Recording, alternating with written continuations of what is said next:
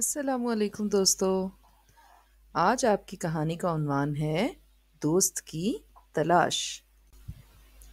کہنے والے کہتے ہیں کہ ایک تھا چیتا جس کی ایک چوہے سے دوستی تھی۔ ہے نا حیرت کی بات؟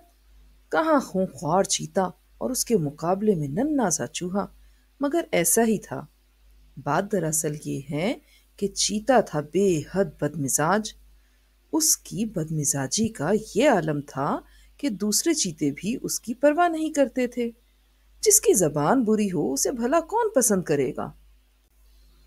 اس کے والدین بھی اس سے لا تعلق ہو چکے تھے اور اس کے دونوں بھائی بھی اسے منہ نہیں لگاتے تھے۔ جنگل کے بادشاہ سمیت دوسرے طاقتور جانور یعنی ہاتھی، گینڈا، ریچھ اور جنگلی بھینسا وغیرہ بھی اس سے دور دور ہی رہتے تھے، اور جو کمزور جانور تھے وہ تو ویسے ہی دور دور رہتے تھے کہ انہیں اپنی جانوں کا بھی خوف تھا، اور پھر وہ اس کی خوراک بننے سے بھی ڈرتے تھے۔ شروع میں تو اس نے دوسرے جانوروں کی زیادہ فکر نہ کی، مگر آخر کب تک؟ ایک وقت ایسا بھی آیا کہ اسے کسی اچھے دوست کی ضرورت محسوس ہوئی۔ دوست کی تلاش کوئی آسان کام نہیں تھا۔ بڑے جانور اس کی بات سننا پسند بھی نہیں کرتے تھے، اور چھوٹے جانور وہ تو اس کے قریب پھٹکنے سے بھی ڈرتے تھے۔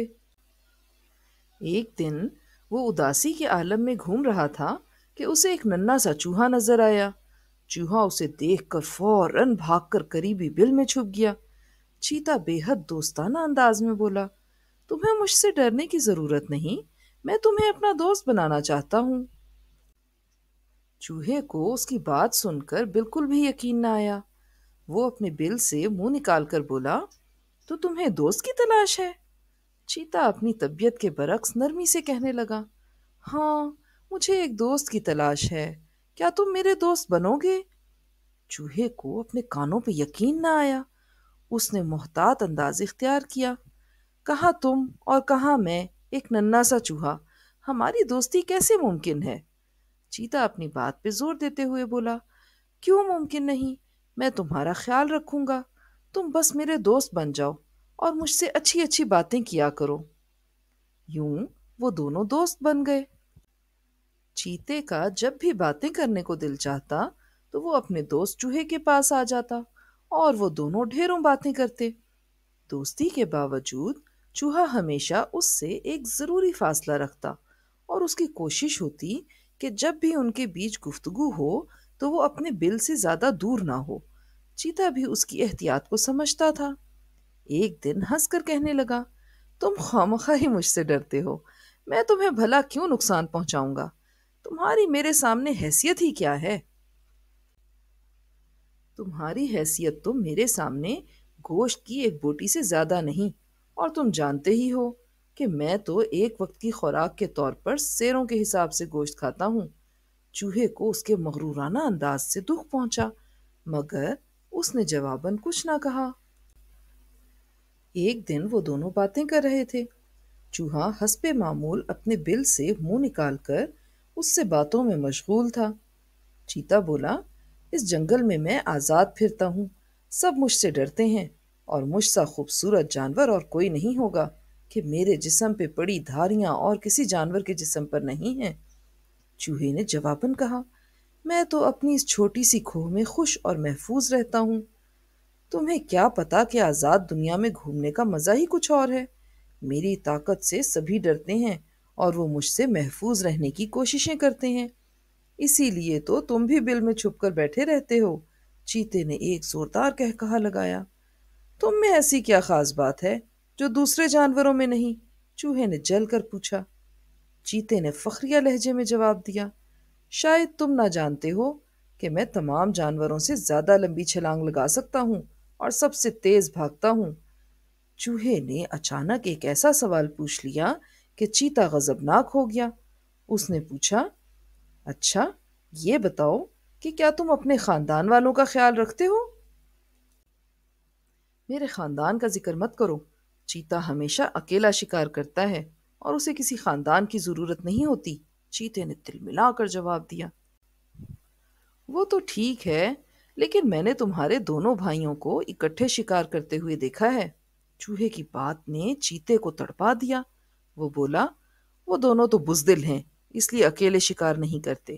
اس کے دونوں بھائیوں میں بڑا اتفاق تھا، دونوں ہمیشہ ساتھ ساتھ نظر آتے تھے اور ان کی دہشت سے سارا جنگل لرزتا تھا۔ اس کا مطلب ہے کہ تم خود کو عظیم سمجھتے ہو؟ چوہے نے پوچھا۔ اس میں کیا شک ہے کہ میں عظیم ہوں، سارا جنگل مجھ سے پناہ مانگتا ہے۔ اس کا مغرورانہ انداز دیکھ کر چوہا دل ہی دل میں بولا، سارا جنگل تو تمہاری بدمزاجی اور غرور کی وجہ سے تم سے پناہ مانگتا ہے۔ کچھ دیر بعد چوہا بولا، میں نے اپنے بزرگوں سے سنا ہے کہ انسان عظیم ہے اور وہ ساری مخلوقات کا سردار ہے۔ خبردار جو کوئی ایسی ویسی بات کی۔ چیتا غصے سے لال پیلا ہو گیا۔ انسان کی بھی مجھ سے جان نکلتی ہے، اگر سامنے آ جائے تو فوراً میرے شکم کی آگ بجھانے کے کام آئے گا۔ چوہا ڈرتے ڈرتے بولا، میں نے تو سنا ہے کہ انسان تمہیں پکڑ کر چڑیا گھر میں بند کر دیتا ہے یا سرکس میں لے جا کر تماشا دکھاتا ہے۔ چیتے کو جلال آ گیا، تمہاری اتنی ہمت! میں ایک پنجہ مار کر ہی تمہیں ادموا کر دوں گا۔ تم میرے معیار کے تو نہیں ہو، لیکن آج تم بھی میری غذا بنو گے۔ اتنا کہہ کر اس نے ایک لمبی چھلانگ لگائی۔ چوہا پہلے ہی چوکنا ہو گیا تھا، اس لیے فوراً اپنے بل میں گھس گیا۔ چیتا تو غصے میں پاگل ہو رہا تھا، چوہے کے بل پر پل پڑا اور اپنے دونوں اگلے پنجوں سے بل کو کھودنے لگا۔ چوہا تیزی سے زمین کو اندر ہی اندر کھودتے ہوئے زمین کی تہ میں اترنے لگا۔ ٹھہر جاؤ، میں تمہیں ابھی تمہاری بدتمیزی کا مزہ چکھاتا ہوں، چیتے نے غراتے ہوئے کہا اور تیزی سے کھدائی کا عمل جاری رکھا۔ چوہا تو اس کے ہاتھ نہ آیا، مگر غصے اور جلال کے عالم میں وہ کھودتا چلا گیا اور یوں ایک بڑا گڑھا تیار ہو گیا۔ اسے تب پتا چلا جب اچانک دھڑام کی آواز آئی اور وہ اس گڑھے میں گر گیا۔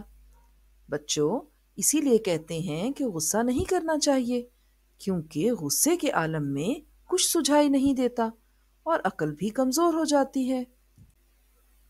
چیتے نے بڑی کوشش کی کہ کسی طرح گڑھے سے باہر نکل سکے، مگر یہ اس کے بس کی بات نہیں تھی۔ شام آئی، رات ہوئی اور پھر صبح کی پرنور روشنی نمودار ہوئی تو اس کے ساتھ ہی چوہے نے اپنے بل سے سر نکال کر گڑھے کے پاس 3-4 آدمیوں کو کھڑے دیکھا۔ وہ شکاری تھے اور جانوروں کو پکڑ کر چڑیا گھر یا سرکس والوں کے ہاتھ بیچ دیتے تھے۔